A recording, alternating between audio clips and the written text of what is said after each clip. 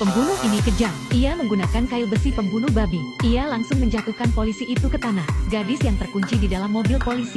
Dia ketakutan setengah mati. Dia harus melarikan diri untuk tetap hidup karena pembunuh yang mengerikan itu akan datang untuknya. Pintu mobil tidak mau terbuka. Saat iblis jurang besi mendekat, gadis itu hanya bisa menggunakan kakinya yang kuat. Dan kemudian ia keluar dari mobil. Dia kemudian panik dan keluar dari mobil. Tetapi Franskin tidak terburu-buru karena tidak ada mangsa yang pernah lolos dari genggamannya. Dalam kegelapan malam, Tommy berlari terus. Di seberang jalan ada toko pakaian milik saudara perempuannya. Pada saat yang tepat, adiknya meluangkan waktu untuk membuka pintu. Sekarang, Raja Iblis dengan kait besi telah menyeberangi jalan. Pada saat yang tepat,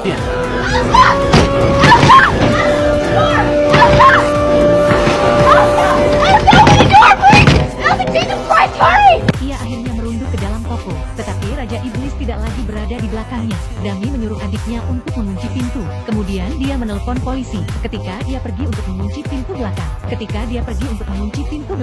si pembunuh sudah berada di belakangnya.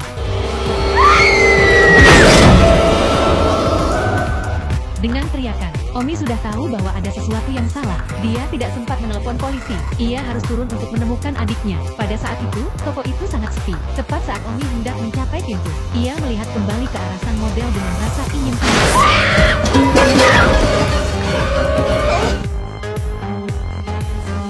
Anda mencari adik Anda, mengapa Anda tidak lari? Pembunuh itu berada di belakangnya. Omi memanjat ke platform pengangkutan dan dengan panik menarik tali lift. Pada saat pembunuh tiba, ia berada di luar jangkauan. Pembunuh tidak punya pilihan selain naik tangga ke lantai 2. Pada saat itu, Omi keluar dari peron. Ia terkejut bertemu dengan sang pembunuh. Ia begitu takut sehingga ia melarikan diri. Tetapi ia berada di jalan buntu. Untuk melarikan diri, Omi membuka jendela dan memanjat keluar. Pada saat kematian si pembunuh, Omi melepaskan dan melompat dari lantai 2. Untungnya, ada tempat pembuangan sampah di lantai bawah. Omi tidak terluka. Kemudian, ia berlari untuk hidupnya. Tiba-tiba sebuah band lewat di persimpangan.